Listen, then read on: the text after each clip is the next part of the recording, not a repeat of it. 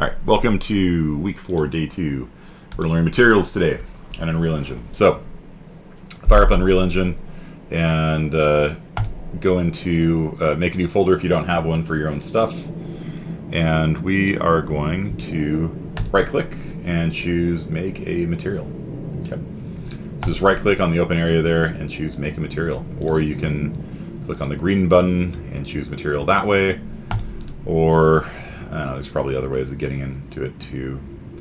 There's usually shortcuts and all sorts of stuff, but whatever. Just right click, choose new material. And I'm going to call this material Kearney Matte. Okay. And so this is going to be a new material, and I'll actually just drag it on top of that I don't know, bungalow or whatever it is. And you can see that by default it has this kind of missing texture pattern to it. So a lot of video games have a texture they draw when it's missing a texture. That way, you know, because if it's just like white, you know, like maybe you just have a white texture, right? And so some engines will draw like white and red checkerboards and things like that. It kind of depends on the engine, but you can see this material that I've put on here is just sort of your default missing texture because I haven't done anything with it yet. So go ahead and give me a thumbs up in chat when you guys have right-clicked, made a new material, named it, whatever you want, and applied it to some object in the world. Okay.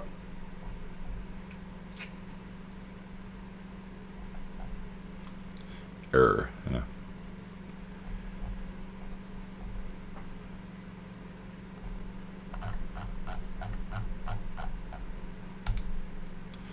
Specular, yeah, you didn't need to update, dude. Just cancel. You don't need that update. Just launch it.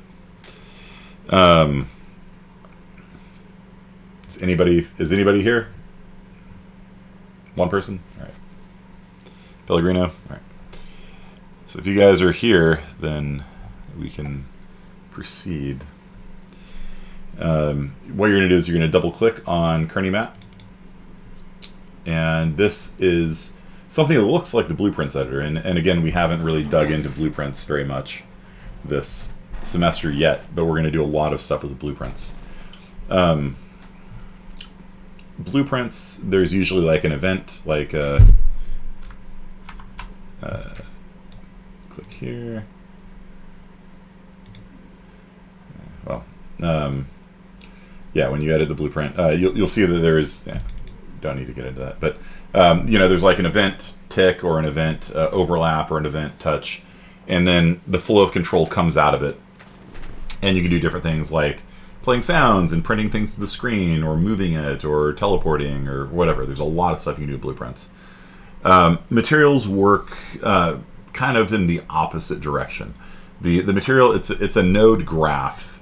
It's not programming per se. What it is things feed into this final node here. So Kearney Matte is the end product of what we're going to be doing. And so typically materials graphs, you do things on the left-hand side, and they're going to be computing different things like colors and textures and things like that, and they're going to feed into these. They're going to feed into these end nodes here, and whatever gets fed into there is going to be what's going to be drawn in real life. In the video, right? And so the flow of control, what I'm trying to get at is kind of the opposite of blueprints. With blueprints, they typically start on the left-hand side, event tick, and then things go to the right. With materials, all of your stuff is on the left-hand side, and they flow into this this final material node here that will compute what the material is going to look like at the end of the day. So the most basic thing to set on a material is a color. Like you can make a material that is just a single color.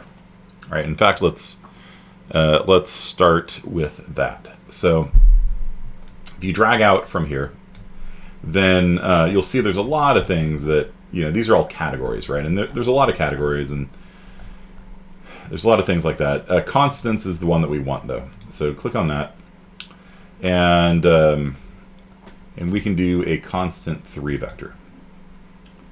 And you can actually, there's a shortcut, I believe. You hold down 3 and click, it'll do the same thing. which is easier than digging through that giant list of options. And so if you want to do it the shortcut way, hold down the number 3 and click, and it will make a RGB. This is what it's going to be. It's going to be an RGB thing. And just link it up by dragging into base color here. And there is a preview window on the left-hand side here. The preview window will show you what your material will look like when applied to a sphere in front of, like, I don't know, some sort of like high school or something. I'm not really sure what that. It's like an office building. Maybe it's Epic headquarters. I don't really know. And so anyway, it'll show you what it looks like. You can click and drag around on the preview screen here and kind of see what your material will look like when applied to a sphere. Black. It is black. It is, in fact, right now this is a black. Looks like rubber. Yeah, I can see that. I can see that. And so if I just saved it right now, save and apply. Can you call who? I can't hear you, girl. What? You want to play Skyrim? Yeah, go for it. Okay. And so if we just come, I'm just going to move the window out of the way. You can see that this thing has turned into like a black, you know, rectangle thing. Bungalow. I don't know what it's exactly supposed to be. It's just a rectangle. And so you can see, you know, it's a little bit shiny. You got some what are called specular highlights here. Specular reflections are when like, think of a mirror, right? So like when light hits a mirror, the light bounces off at the opposite angle of incidence, right? So if light is coming in at a 30-degree angle to a mirror, it bounces off at a 30-degree angle in the opposite direction, right? And that's called a specular reflection, where the light kind of maintains some sort of coherency. And then there's also something called diffuse reflections, where when light hits a surface, like would be a good example of this, like a wall, you know, like the paint on your wall, it scatters it in all different directions, and so it doesn't look shiny, right? When you hit a diffuse surface, the light will reflect off, but it reflects kind of in random directions, and so it just sort of creates a general glow of light in your room. Whereas a specular highlight you can kind of see, well, that's the sun there, right? And as I move around, you can kind of see that. So specular and diffuse. And so if I come back over here, let me snap this to the left side of the screen, and I'll snap, or right side and left side. When you have a 3 constant thing, it assumes it'll assume that when you're doing a 3 constant, you mean a color. It doesn't actually have to be a color. Like if you just want to have 3 constants, you can have 3 constants. But it'll give you a color picker if you do that. So if you double click on that, you can pull up a color picker, and you can change it's like a really garbage salmon color. And then when you hit apply like that, you will see out in the real world, the thing turns into this kind of garbage salmon color. Okay. What would it look like if you made that emissive? If you want to glowingly salmon, let's try that. It's going to radiate salmon-colored light like a boss. Yeah, it doesn't look good. When things are emitting light, they don't have shadows on them, so they look really artificial. Oh, you mean emissive black? Sure. So let's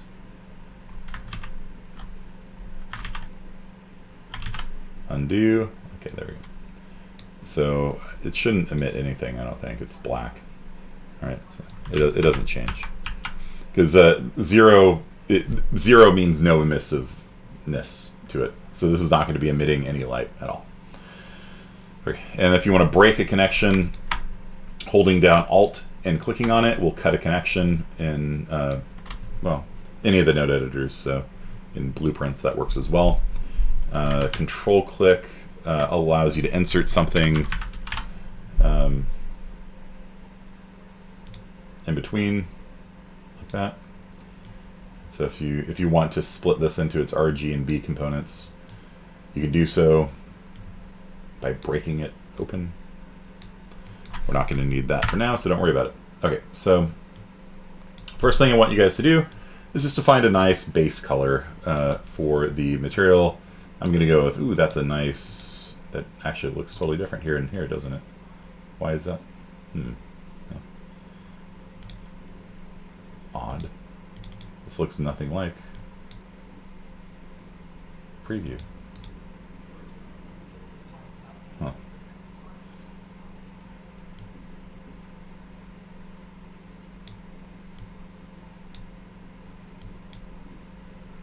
Let's go with that. So that's a nice dark blue color.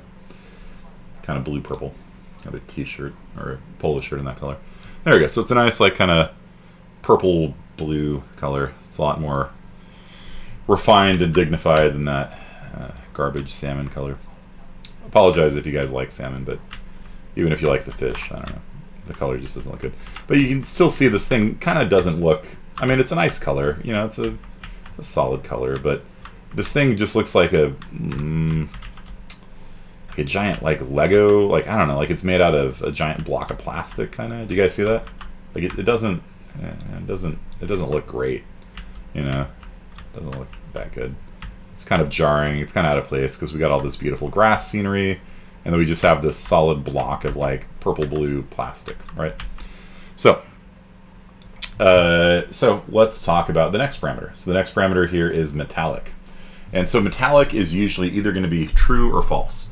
You can actually pass in values in between and create what are called, I think, like quasi-metallic substances or something. Don't worry about that. Don't worry about that for now.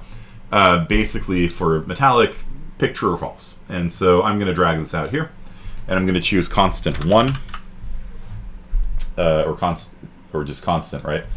Or the shortcut for that is 1 and click, and then that'll make a constant that way. And just pick it up like that. If you use the shortcut, holding down the 1 key and clicking will create a single constant. And then on the left-hand side here, you can see what value the constant has. Right now it's set to false. And so if I hit apply here, you see that when the material shader recompiles, nothing changes. But if I change this to 1, if I change that to 1 and hit apply, then it is now a metal surface. Where's my mouse? You see that? So see how the specular highlight is a lot tighter? That's, you know, you can actually almost see the reflection of the sun in it, right? And so this is now a metal surface. And so this is something called PBR, which stands for Pabst Blue Ribbon, also stands for the Professional Bull Riders Association. But it also stands for physically based rendering. And with physically based rendering, what you do is you kind of specify the properties of the material rather than what we had to do back in the day, which was to specify in very fine levels of detail the amount of specular highlighting it has, the diffuse, the emissive, all these things. Instead, what you do is you just say it's metallic, and then the engine itself will make a material for you that makes it look metallic. Like this is not metallic, but this one here is. You see this guy here? That's definitely a metal surface. And so if we were to go into the material for this, which we could, but it's going to be set to true, right? So maybe not the areas of damage on it or something, but okay. So specular roughness. So this let's turn metallic back to 0. And so specular isn't used for metallic. Metallic has its own specular highlighting, like you saw there. But this one, we can also make this just a constant. And so this controls the amount of specular highlighting that is on the surface of the material.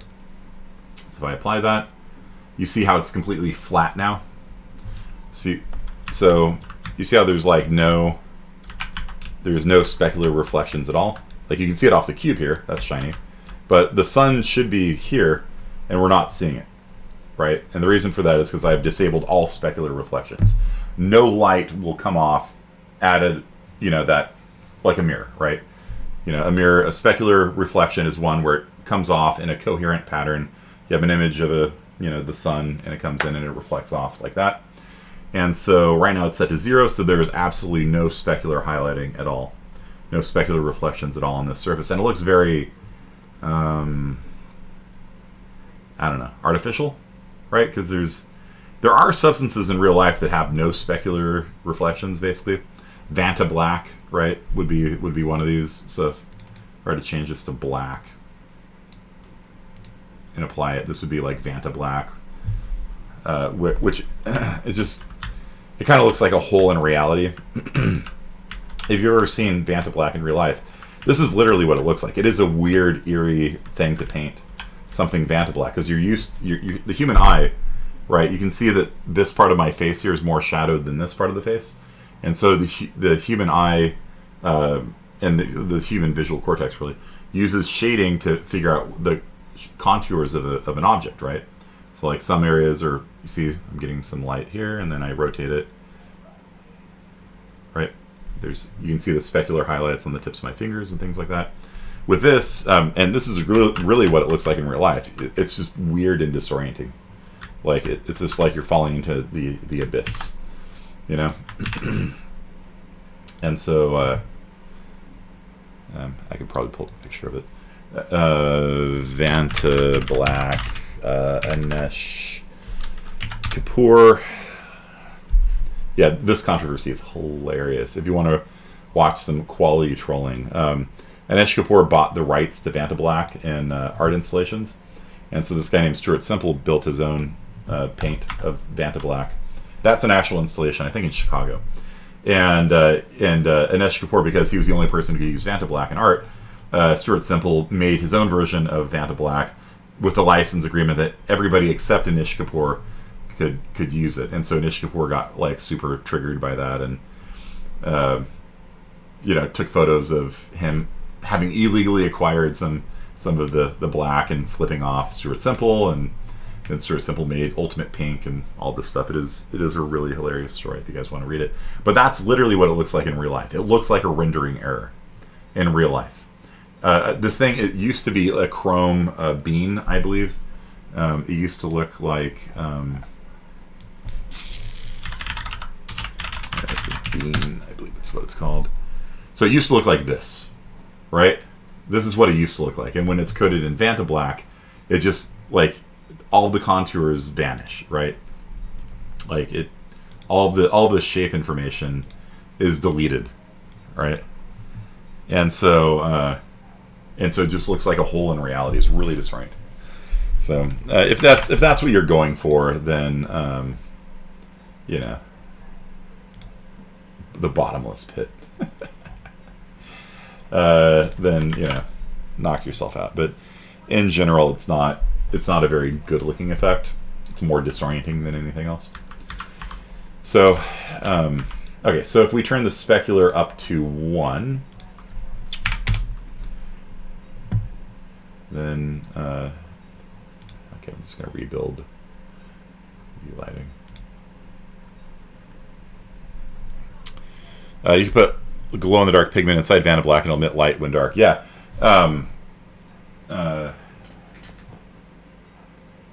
There was forget the YouTube guy. He made the world's brightest white paint by making it glow in the dark. So you'd shine light at it and it would absorb the light and re-radiate it. And so it was like this perfect white paint with like glow in the dark built into it. So it was Action Lab. Is that it? Okay. Yeah, it was pretty cool. It's pretty cool. All right, so let's still building light. Yeah, whatever. We can probably apply it, and this will probably appear in here. The building. Let's see if we can it shoe bubble? Yeah, there we go. Okay, so this is what it looks like if you have a specular turned up to 1. So you see how it's now a shiny plastic, right? So it's not metal, right? If we turn metal on, you'll see that the metalocalypse will happen. Let's see here. Apply. And so metal looks different from plastic, right? And if you want to do like a quasi-metal, like 0.5, then I don't know. Quasi-metals sometimes look good, actually. But it's somewhere in between a plastic and a metal, and it's not. It's kind of a weird effect. So usually we don't do that. All right, so specular is shininess. It's like the villain in Moana. I'm shiny. Specular highlighting defaults to 0.5 incidentally. So if you don't specify you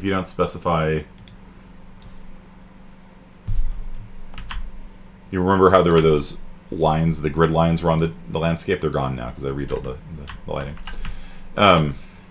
And so there's defaults for all of these values. So if you don't specify a value, then there will be a default provided to you. Like if you're too poor to afford a lawyer, they'll provide you a underpaid, overworked public defender. Okay, so the next parameter to know about is roughness. So roughness, we'll pull that out and go to constant. And so roughness of 0 means the surface is perfectly smooth.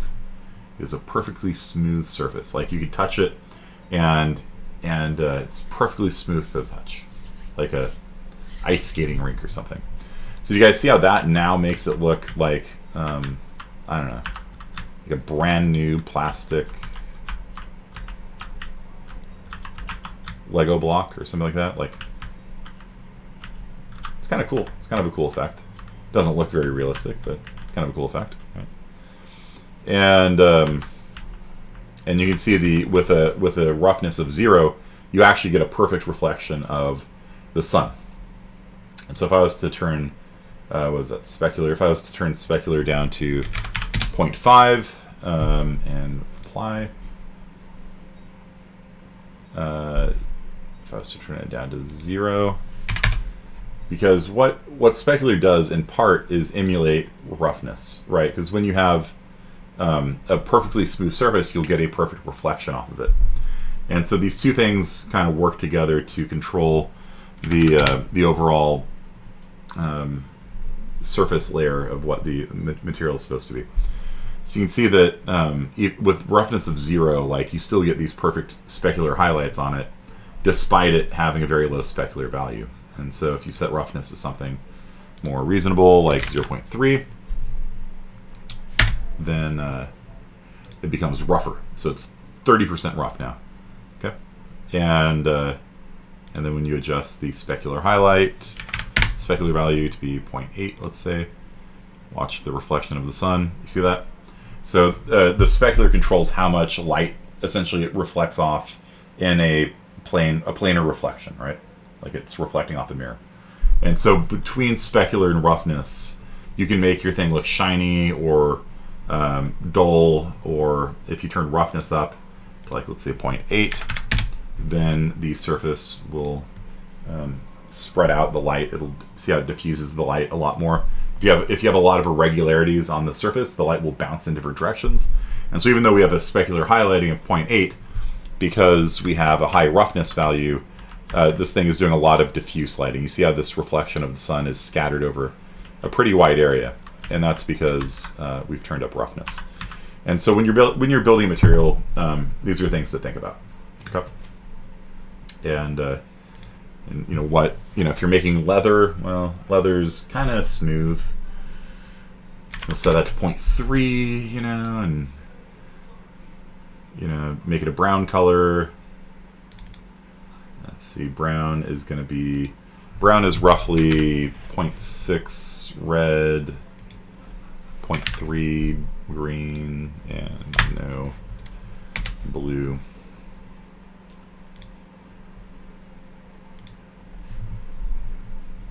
It's too yellow. Let's turn that down then. 0.4 red, 0.2 green. Brown is roughly a ratio of 2 to 1 red to green. It's still not brown. All right, let's make it darker then, I guess.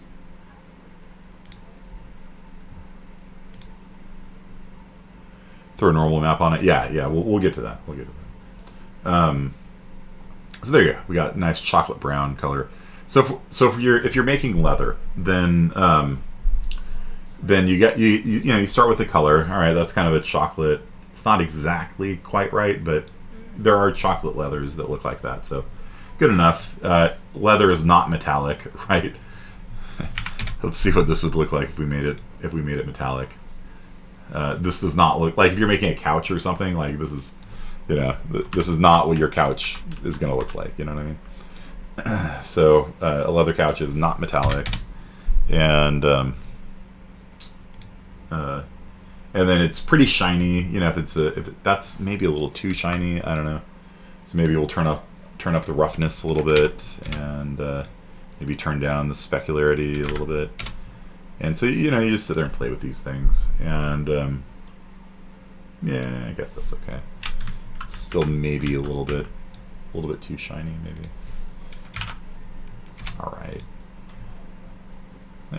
Yeah, that's better. Yeah.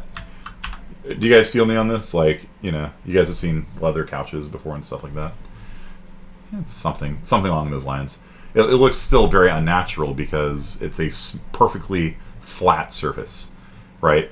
And so what Zach proposed was adding a normal map, which is three down.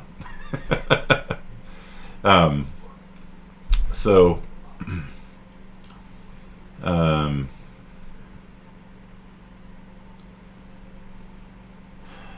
skip that. Emissive we'll skip as well. You can have parts of the surface glow, and so you can make it so it glows in the fog, right? So like if you have headlights on a car, you can make the headlights emit light, and then in a fog there will be like a little bloom, a little glow in the volumetric fog around it. We don't need to worry about that for now. If we're making a leather couch, they shouldn't be glowing, right? So let's not worry about that for now. So Zach has posted a normal map that actually looks pretty good. So let's go ahead and save this into the desktop here. Okay. And we are going to drag this into our content browser. So there's different ways of doing it. We'll just import asset, I guess. And I think that's it, right? There we go. So here is our new thing, and we are going to save everybody. And we're going to just drag this into our materials editor. Okay. And so this will automatically create what's called a texture sample. A texture is a fancy way of saying a picture, a 2D picture. Okay. So if you have a picture of, I don't know, some actor you like, you can import it as a texture, and all of these nodes here work with constants, but they also work with 2D images as well.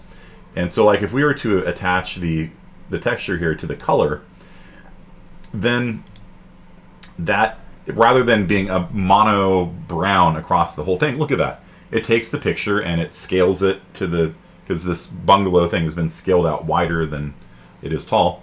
And so you can see it takes that picture and it glues it to the bungalow, or whatever the thing we're calling there. And so you can just put a picture onto the surface of something instead of a color. This looks, I don't know what the hell, you know, like, I mean, I know what it is, but like, I don't know what it's supposed to be. Like if that was in a video game, I'd just be like, the artist screwed up, you know. So I'm going to put it back on brown. And you can actually run this into what's called the normal map. And we haven't discussed what normal maps are yet, so we should probably do that right now. So let's see what it looks like first. So, ooh, look at that. See? So you now have this rough surface. It doesn't, it's not scaled properly, right? So we need to make it, we need to make it a lot more finely grained, because these are going to be the grains of, you know, our leather. But look, as you walk around, you see how it looks as if the surface is raised, right? Doesn't it look like there's like bumped areas on it? The backside is in shadow, and the areas facing the sunlight are highlighted, right? You got areas right here that catch more of the reflection. You're gonna have to tile it to make it better. Well, we're gonna change the UV coordinates is what we're gonna do. So by default, it is just scaling across the whole thing, and it doesn't look good because we're trying to do leather. And so what we're gonna do is do a UV. What is the name of it? UV scaling, right?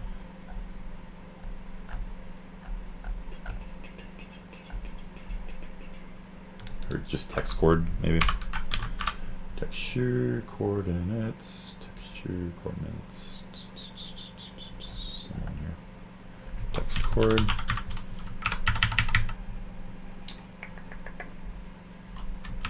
Walker, can you look up what the name of that node is? It's the one that scales the textures down. I'm blanking on the name of it off the top of my head. So yeah, so what's happening when you do this is the if we double click on this to look at it. So this looks really weird, right? It's like purple and stuff like that. But what's going on is that it's actually multiple images stacked on top of each other. So if you were to double click on that texture that Zach posted and import it, what you can see is if you look at just the red channel, you see how it's actually 3 different grayscale images just layered on top of each other. Okay, and that's why it looks like super weird and neon-y. Is Walker still here? No, Walker's gone. Zach, can you look up what the node name is for it's the texture coordinate or texture scaling node that allows you to feed parameters in, and it'll tile more.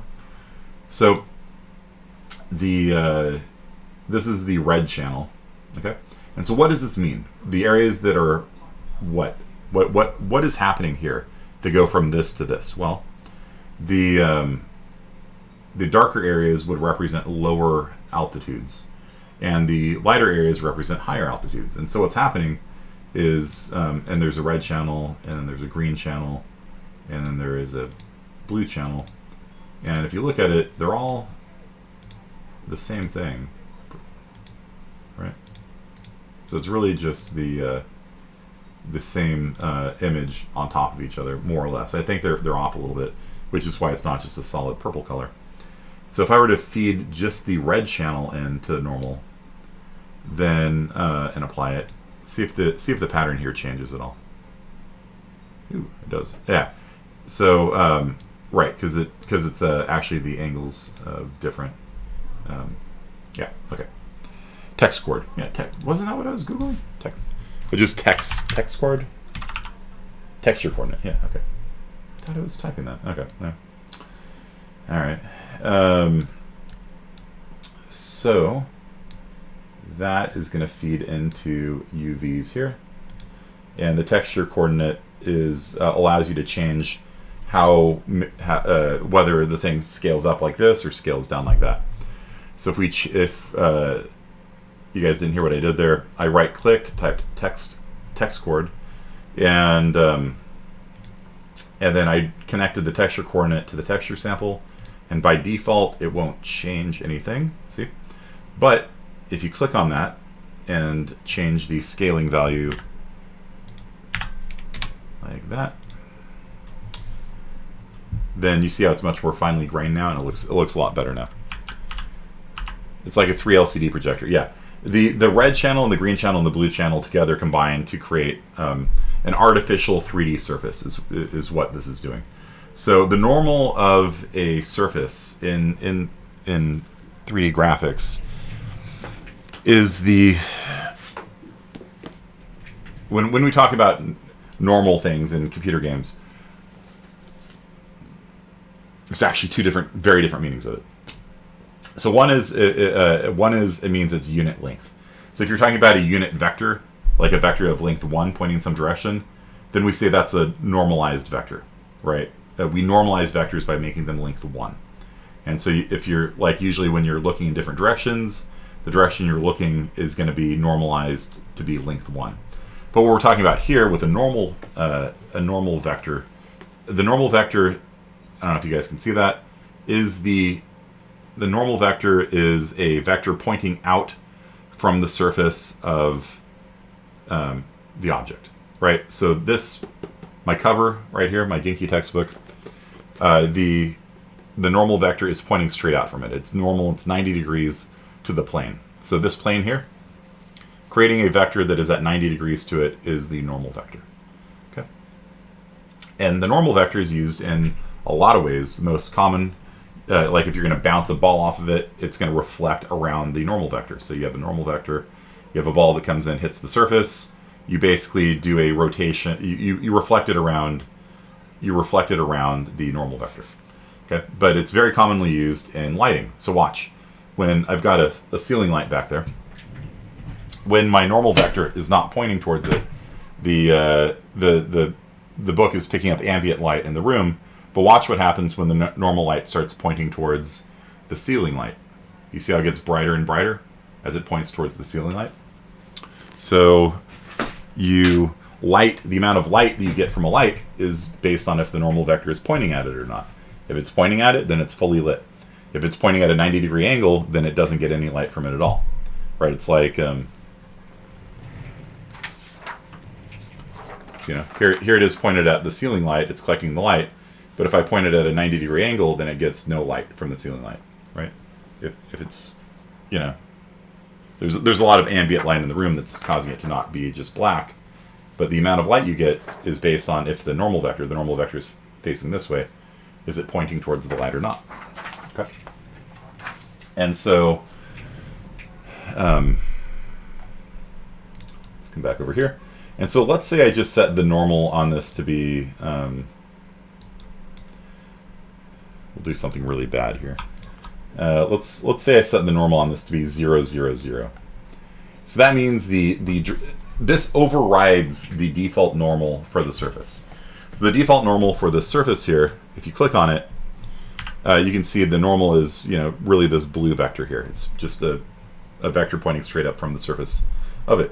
But I am overriding it. So rather than the vector pointing up in the z direction, so this is a normal of 0, 0, 1, 0 in the x direction, 0 in the y direction, 1 in the z direction. I'm setting it to, let's set it to 0, 1, 0. Okay, so this looks green, but it doesn't mean green. It means the surface here, the normal is pointing this way. So it's going to treat the object as if all of the surfaces are facing that way in the y direction. So the direction I'm looking, it's overriding the surface of this material here to make it act like it's pointing in a different direction than what it is. And it creates this really kind of weird garbage effect that there's probably some uses for it. But what we normally do is we overwrite the normal vector with a texture. And what that does is it simulates on the surface areas that are pointed upwards, areas that are pointed this way, areas that are pointed that way, this way, that way. And so when we hook up this texture sample to it, then it adds roughness, it adds bumpiness to the surface of the leather couch we're making here. And so if we click on texture coordinate, we can make it even bumpier by setting the tiling value to 10. So that means that it's gonna draw that texture 10 times in the space where before it would only draw once. And you can see it creates a very finely grained surface here. It looks almost too finely grained because it's shimmering now. But yeah, you can see that creates a stippled, bumpy little surface there. Okay, maybe I'll lower it just a little bit. I'll take it down to 7 maybe. Make it not quite so shimmery. There you go. So now you can see how there's a surface. There's like a nice surface on the platform, and if we were to run the game, play. My daughter added a tiny little table. All right, so as we walk over it, you can see that the surface looks like kind of leathery. We're not done, right? But you can see how it looks more leathery than before. It's also weird to have a giant block of leather like this, right? What is it, a giant strop or something used to sharpen giant knives on? I don't know, right? But do you guys understand? And so by playing with all these different parameters, the base color, the normal map, the metallicity, specular, the roughness, you can create your own effects as you want. Any questions so far?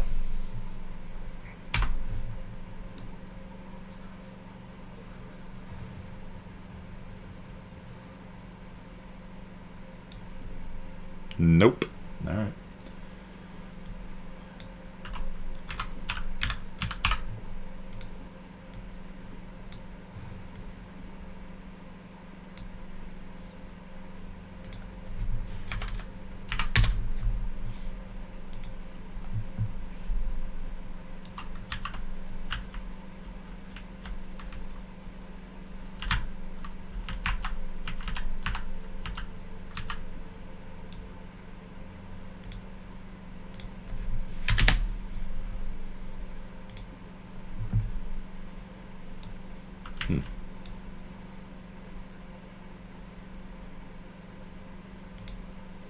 Don't know why that's not on.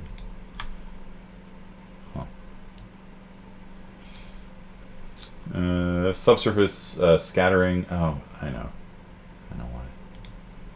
Okay. So do you guys remember how we talked about subsurface scattering? How like for jade and skin and things like that, light will actually enter your skin and bounce around on the inside of your skin, then come out, and so it creates a more realistic looking effect when dealing with skin and jade and leaves and things like that. Is this going to be on YouTube? Yeah, I upload everything. Everything goes on YouTube. So if you want to do subsurface scattering, you have to actually change the properties of the material itself. So with nothing selected, hit escape if you have something selected.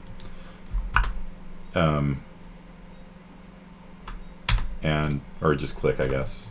Really, escape doesn't work. Okay, well, just click away, and then on the left-hand side here, you can actually edit the properties of the material itself.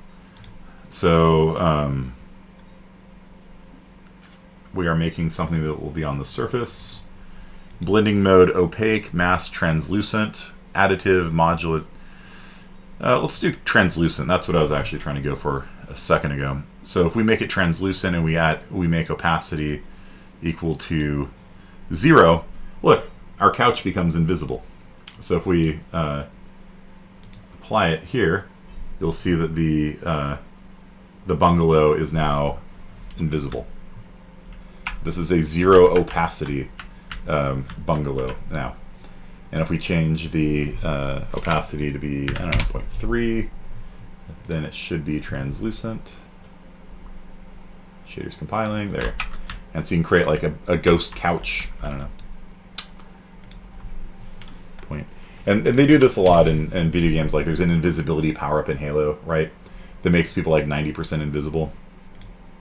And so that's probably not done using this, but you see how you can make like, ghost objects and things like that. Opaque, right? There's opaque, which means light does not go through something. There is translucent, which means light goes partially through something. And there's transparent, which means light goes entirely through something. And so you can control that with, it looks like a smoky, kind of a smoky glass look there. Let's make it 0.95 opaque. Find a good look on this. It's still pretty. It still just looks like glass at this point. Yeah, interesting. Yeah. We're doing leather, so let's see if. Yeah. Okay. Just changing the blend mode to translucent makes it look like garbage, apparently. All right, so I'm going to go back to opaque then. Right. And we can turn this off now. There we go. Shine a light through it, yeah. So with that, you can make translucent substances, things like that behave like glass.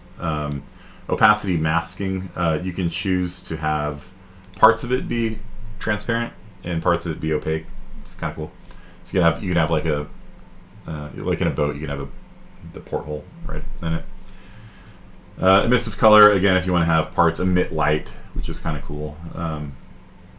You can do that, or you can have the whole thing emit light if you want. So if we just pull this out and just make this 1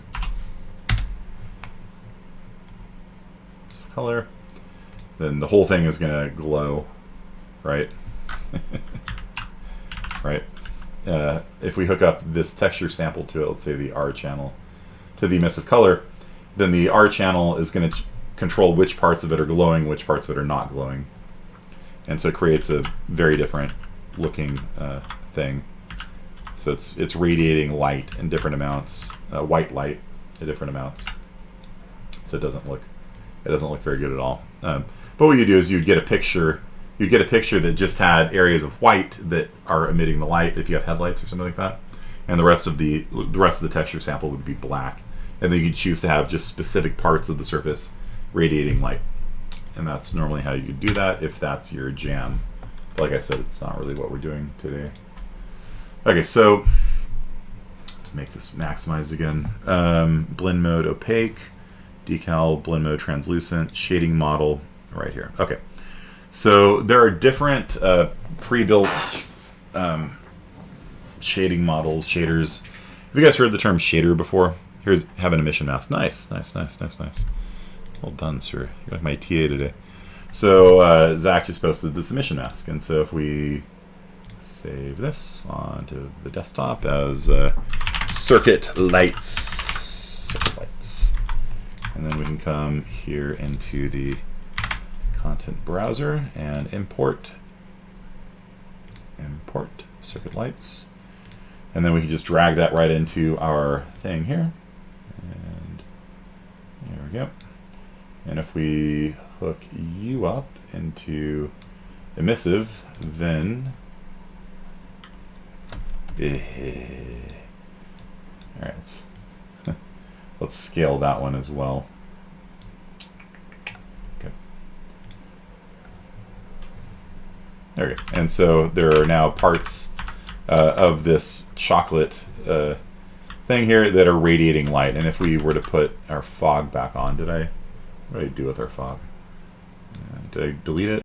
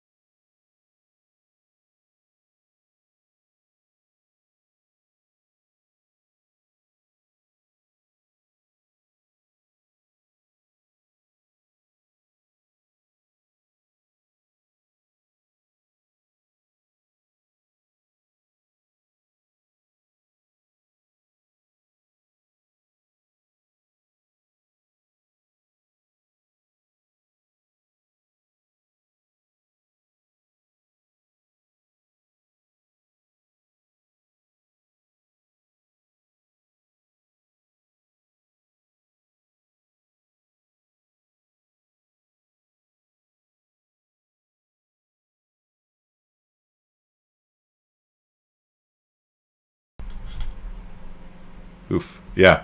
The USB power adapter for the blue microphones, or at least mine, is really weak. So if I jostle the cable, it'll actually turn off. No, it was just the mic actually lost power because I touched it.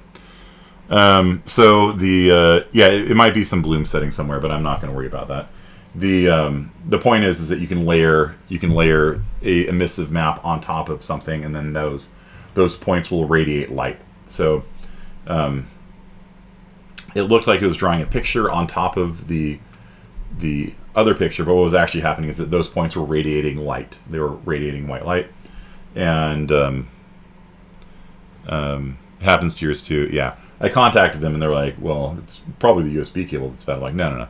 If I just touch this with my finger, the mic turns off, right?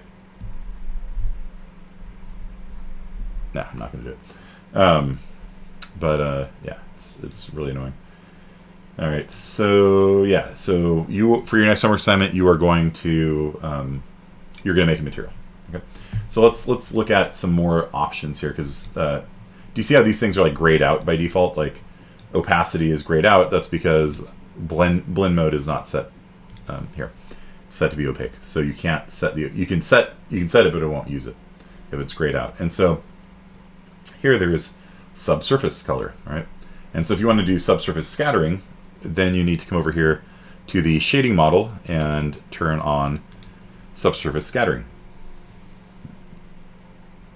So right here is subsurface scattering, and the subsurface color, let's pull that out and do a constant 3 vector.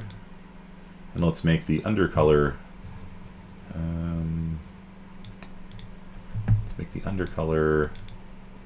like a really dark red, maybe.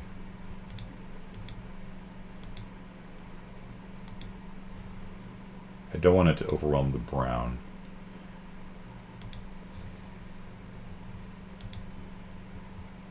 Yeah, let's try that. Okay, it's like a dark red.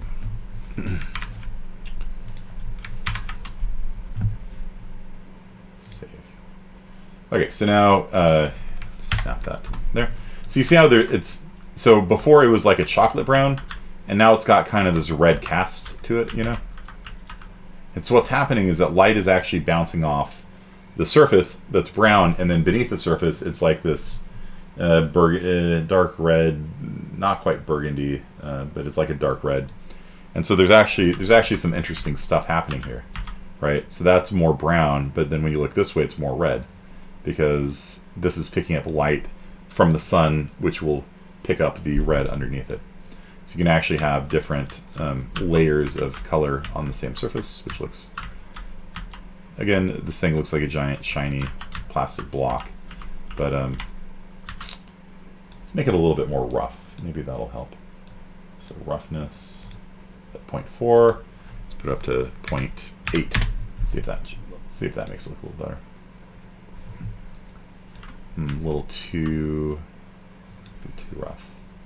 Take it down to 0.65. Yeah, that looks a lot better. So you got it's a well kept, instead of being like a super shiny leather, now it's got a bit of a gloss to it, right? And the area over here, you guys see how it picked up a little bit of red underneath it, but then in this direction it's just chocolate. And so where the light's hitting it, it's actually pulling some of the red light up. What do you guys think? Do you like that? Do you like that look?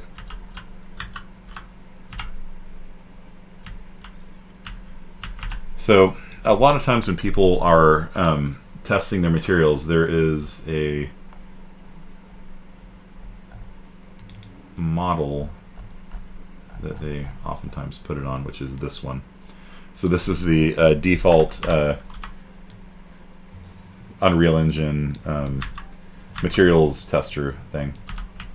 And it actually has several different places where you can stick different materials. So if you look at this, let's see, let's minimize this window for a second.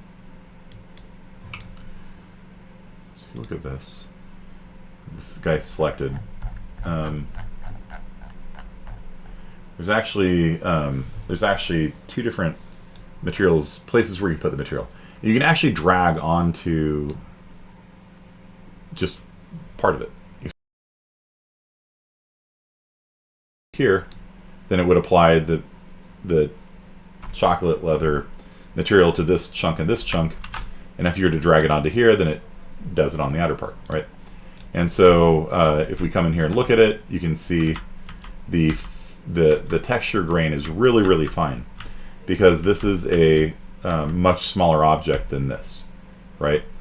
So you can see the grain of the leather here, but it's because it's on a giant bungalow. And so when you test these things out, it's a good idea to test them on objects of roughly the size you're intending it on, right? Or what you do is you make the texture scaling a parameter. I'll show you guys how to do that next, maybe. Unless there's something else more important. But you can see how there's that fine grain texture on it there, and you can kind of sit there and look at it and walk around and admire your material, and that gives you kind of an idea of what it looks like from different angles and up close and far away and stuff like that. Okay, and so that is called the texture. What's it called? Texture test thing. Matte preview mesh. Material preview mesh is the name of it, and that's found in starter content props. And so it's this thing here. You just drag it out, and you can slap your preview your texture onto it, and that's what you're going to do for your next homework assignment. So you're going to make a material, and you're going to put your material on the preview mesh, and maybe on some other object, like if you're trying to make a bark or something like that, then put it on a tree, right? But I want to see it on this as kind of a reference implementation. Okay, so let's rebuild the lighting while I talk. Okay, so there's actually let me show you about just putting a texture on something first. So let's say that you wanted to put my happy face onto the surface of the ball, right? So I could come up here.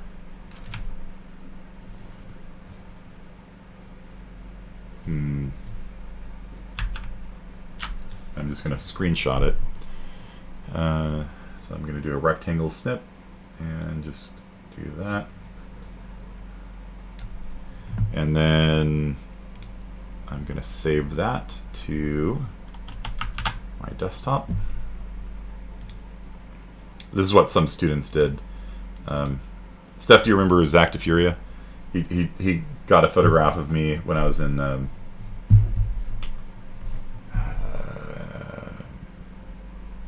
where is that? Nagano.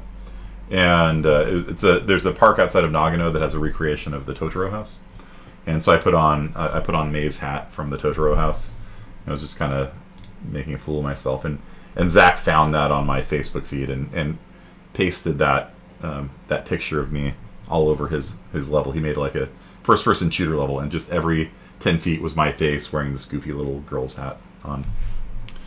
Can you get textures from anywhere or make them in Paint? Sure, absolutely. So if I were to come back out here, it's thinking. Perfect timing.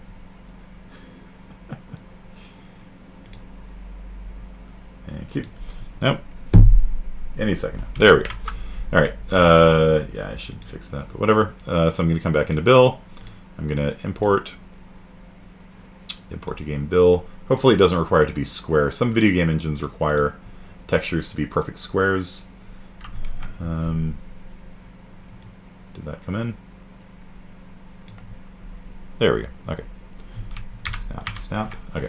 So I imported the picture of me, and then I'm just going to drag it into the materials editor here, and it creates a texture sample automatically. And rather than chocolate, I should show you guys how to blend.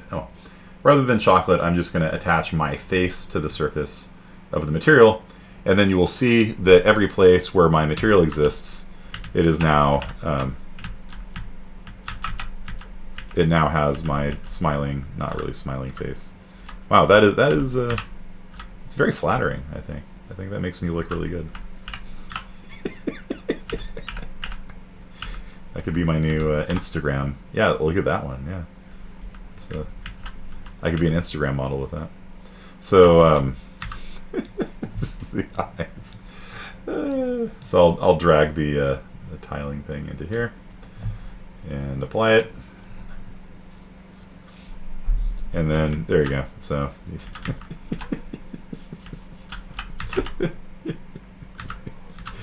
yeah, so if you want, the point here is that if you want to apply a picture to a surface, you just import the picture, drag it in, it makes a texture sample, and then you just hook it up. And so all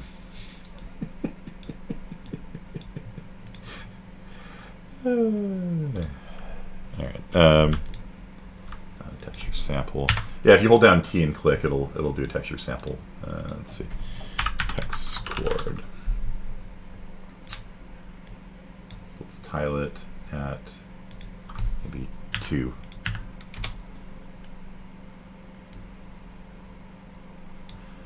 And what's interesting is that if we look at this closely, so you can actually tile things at different levels of resolution. So this one's tiling at double the normal rate, and then this one is going to be tiling 7 times what it should. And so if you look at this, you can actually see do you guys see how there's still that the normal map is still applied to it? And so the normal map is 7 times scaled up, so it has a very dense level of grain on it, and that adds on top of the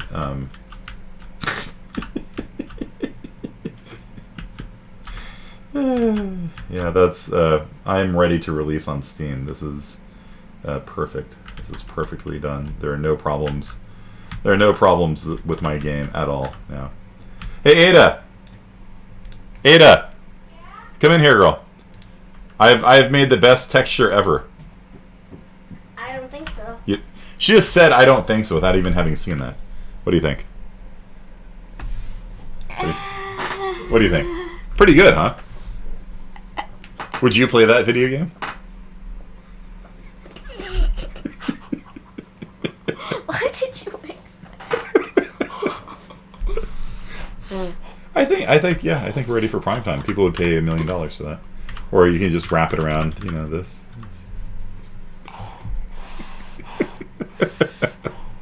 You want me to take your picture and then put it on instead? Okay. Okay. All right, stick your face up to the screen. We're gonna take a great screenshot. All right, you ready? Don't look at the preview. Just put your face a little closer. A little closer. Too close. Too close. Too close. Too close. Okay, that's good. All right. A little screenshot. And then we will save. It takes a while just to do one. Not really. It's not too bad. And then we come over here and hit import. Import to game bill. And we're going to import the new one. And then we can just drag that onto the texture thing here.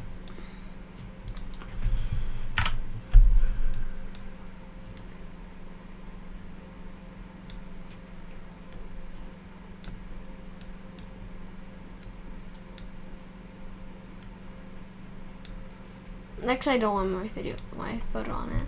It's too late now, girl. We're committed.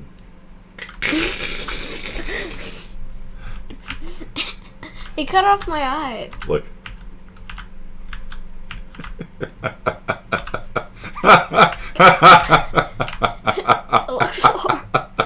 looks horrible. I'm sorry. That's horrific. What? I'm sorry. This is really horrific. That's like something out of like one of those horror movies. Like the serial killer has like cut out magazine pictures. Oh, look at that! Like your eyes are just like right on the. Okay, girl. I'll take it out. I'll take it out. Okay. Right. Yeah. So let's not do that. How do you?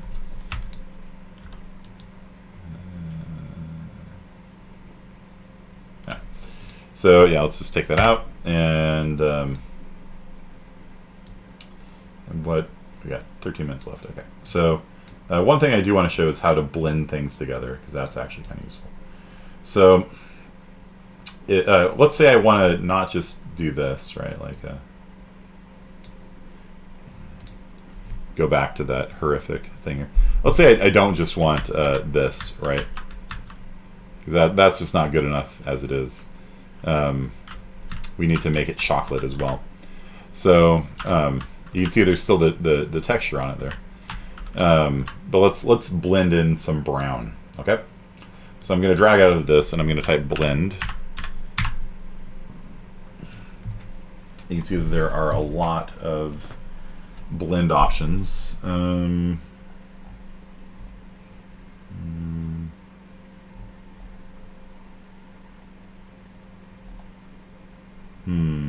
one do we want? You can multiply it. That might be the easiest. So we can take the picture of me as one, input to multiply, the brown as the other, drag that out, and let's see how that works. So what it's going to do, it's going to multiply every pixel, and it's a little too dark, but you can see it's still in there. Do you guys see how the picture is still there? What it's doing, it's multiplying every pixel in my image with, it's a really small number. It's that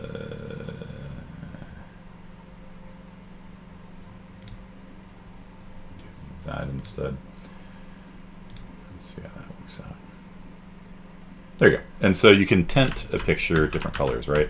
So you can still see my picture now, but it's been multiplied. Every pixel gets multiplied by this ugly color here. Okay. And so you can combine different textures together. You can add them together. You can multiply them together, and you can create all sorts of really interesting effects that way. Like a very common thing they do is they'll have different, like the grass will typically have different patterns. You see how you don't see any tiling here? You see how the grass does, like normally when you have a texture, you'll see squares over and over again. But what you have here, if you zoom all the way in, too zoomed, too far. You see how like it doesn't appear to be repeating at all? The reason for that is because they actually have 3 different levels of noise that wrap around, and they're added at different scales. So they actually add them using different texture coordinates, and so they overlap, and they all loop around to themselves. They're combinations of sine waves, basically, that loop around, and they match up, so you don't see any edges there. But they have one for fine scale, one for medium scale, one for large scale, and so as you zoom out, your eyes don't pick up on any of the repeating texture patterns. Okay. Maybe if you zoom out really far, you might be able to detect. But yeah, that might be the same. But yeah, and so and what they do is they just blend those textures together. So there's a very high frequency grass, there's a medium frequency grass, and a low frequency grass, and they all get blended together so that it creates this very soothing grass pattern with no obvious lines or tiles that your eye picks up on. It looks seamless. Yeah, it's seamless because it is noise. It's or Perlon noise, I think is what they use. But it's basically a combination of a bunch of sine waves that all come back to where they started. So it wraps around, and by combining different frequency noise, you can create quite nice looking. You know, it's boring because it's all the same thing. But like I said, when you're making landscaping for real, you're going to add different layers onto it.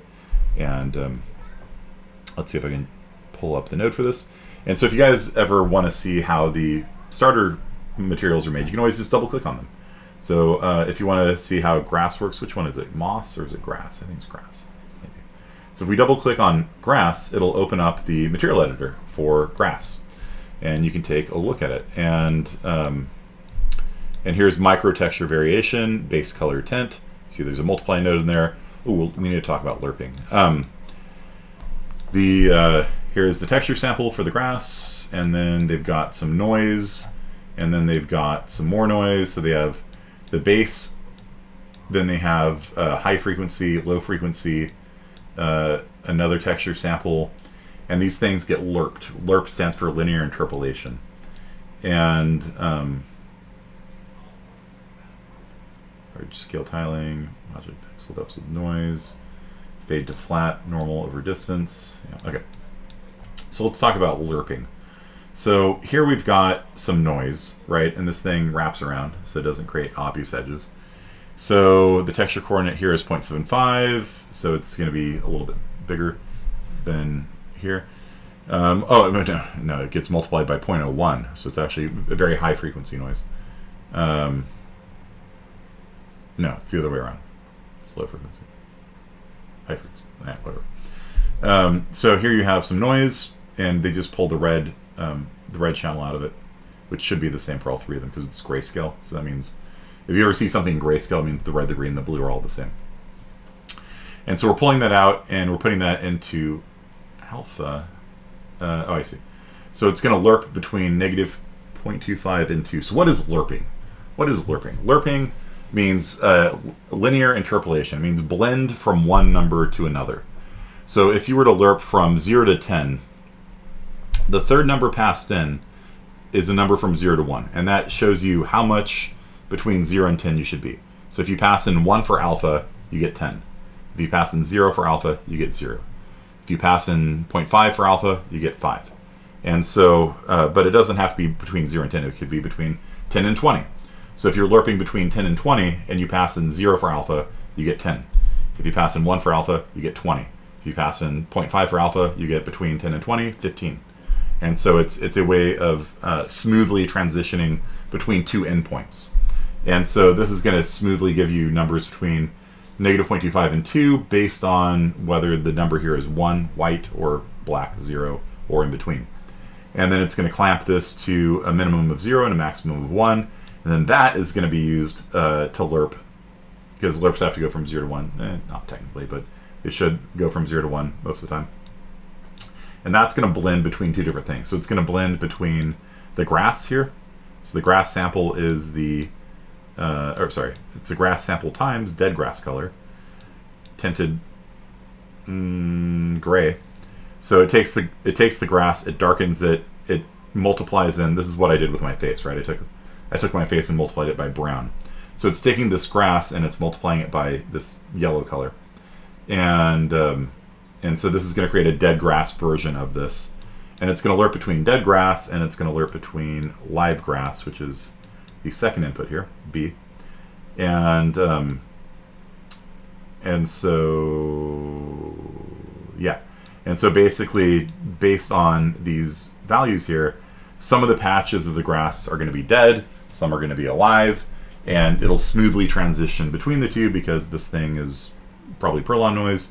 And so there's going to be smooth gradations in the grass between the, do you guys see this? There's a live area and a dead area, and a live area and a dead area, and just based on if it's black, then you will get live grass, and if it's white, you will get dead grass. Because oh wait, did I do that backwards? I did that back. No, yeah, no. Dead grass is A. So if it's white here, that means pick dead grass. If it's black here, pick live grass, and if it's in between, then it blends them. Okay, and so you can see that creates a very nice effect of different things, and then they do it again. This time with texture coordinates of 0.05, which makes the texture gigantic in size. This one, the texture coordinates are 0.5. This one, the texture coordinates are 0.75 times 0.01. So there's a high frequency, a medium frequency, and a low frequency. And then based on this noise here, it chooses whether it's going to be using the small scale grass or the large scale grass.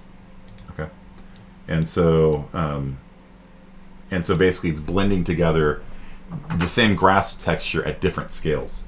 And the upshot is that as you zoom in, as you zoom out, your eye never picks up a line where the texture is repeating over and over again. Because the human eye is very good at picking up lines like that. Okay, so roughness of 1. Normal map comes from this, which is scaled the same way as this. So there's the normal map that causes it to reflect light as if it was blades of grass. Create a gradient far away, so depending on subtract 1000 divided by 2000, clamp to 0 is 1. So basically between 1000 and 2000 with a max of 2000, then it's going to be returning 1 here, and it is going to use 0 as the normal, or 0, 0, 1, just up. So at a far distance, it doesn't bother trying to do the normals for every blade of grass. At a far distance, it just draws it as a flat plane with a picture of grass on it. And as you zoom in, you'll start picking up the highlights, the specular highlights on individual blades of grass. So, and this is the large scale tiling, so this is texture coordinate of 1. Nope, I did something. What did I do? I don't know what I did. No, 1 times 0.05, so 20 times bigger than normal. And it is lerping between -2000, +2000, and so yeah, so that's what a professional texture looks like. You don't have to do that for yours, but that way of like multiplying things or lerping. Let me do a lerp on mine, basically at a time. But let me just show you that real fast. So let's say rather than multiplying my face times brown to get a brown face, let's instead of doing that, oh shoot, let's put it back on the darker brown that I liked better. Undo. How many times should I be undoing here? Hello, hello, hello, hello. I don't know. Okay, well. I can just lower this again, I guess. Okay, so rather than multiplying, what I'm going to do is I'm going to lerp. Okay. I think L maybe is the shortcut for it. L? Yep, L is the shortcut for it. So we are going to lerp between my face and between brown and feed that into the base color here. And how should we decide if it's going to draw my face, my beautiful handsome face there, or if we should draw the brown, which still looks a little bit too light. Maybe. There we go. You can use a texture for that, and so if we look into the textures section here, there should be lots of textures. We can do brick faces. This one's that one might work well. See if I can find it. There's one that's like just a big square pattern.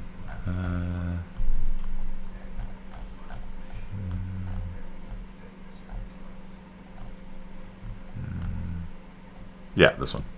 Checker noise. Okay. And so basically if I pull the red channel out of this, if you look at checker noise and you just go to the red channel, you can see, no, not red, blue, green. Yeah. So the areas where it's 1, it'll draw my face. The areas where it's 0, it'll draw brown. And so what it's going to do, it's going to have a checkerboard pattern.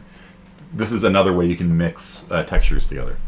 And you can use different other textures like this one. If you just pull out like the red channel, no, not the red channel, green channel. You can pull parts of a texture from one and layer it on top of another. There's all sorts of cool effects you can do with these things. Close you. And so was it the green? Okay, so I'm going to use the green channel out of this to pick whether it's going to draw my face or if it's going to draw the brown. And I might need to scale the texture on that as well.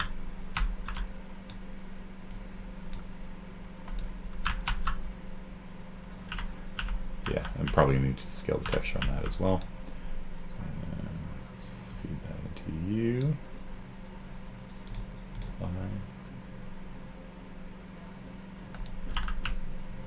Right, and so by controlling the density of the texture sample, I can choose how often it switches between my face and the brown. Like this texture coordinate is a little bit denser, so let's do that. Apply it, and you can see that half the spots are my face and half the spots are the chocolate brown color. Okay, so yeah, we'll pick this up more on Tuesday, but for now I'd like for you guys to make a material and put out the test mat thing here so you can show it off to me. So take a screenshot of like this basically, and then a screenshot of some object in the world that, with your material on it. Kind of explain what kind of material you're trying to make, right? So I'm making a couch that has my face on it. So no, that seems like a really bad idea. Okay, so yeah, there's all sorts of options for these things we didn't get into. Clear coat's pretty cool. If you put the shading model onto clear coat, it's like for an automotive, like a car, you have your paint layer, and you have the clear coat usually on top of it. So the clear coat will reflect light, and then the under layer, the base layer, also reflects light. It's similar to subsurface scattering, except instead of bouncing around inside of it, there's just two different specular highlights. There's one on the top layer, and there's one on the bottom layer. And you can make really nice looking metal surfaces that way. Like if there's metal with a nice wax coat on it, then if you change the shading model to clear coat, then that would be nice. Yeah, there's all sorts of stuff you can get into here, but that's enough for now. Play with it. Yeah, there's someone at the front door. Someone's out the door. Oh, that's the end of class. All right, thanks, you guys. Dad, there's someone at the front door. Someone's at the front door. All right. Do you want a screenshot of the blueprint? Yeah, it's probably a good idea too. Good idea. All right, I'll see you guys. If you have any questions, just post onto the help channel.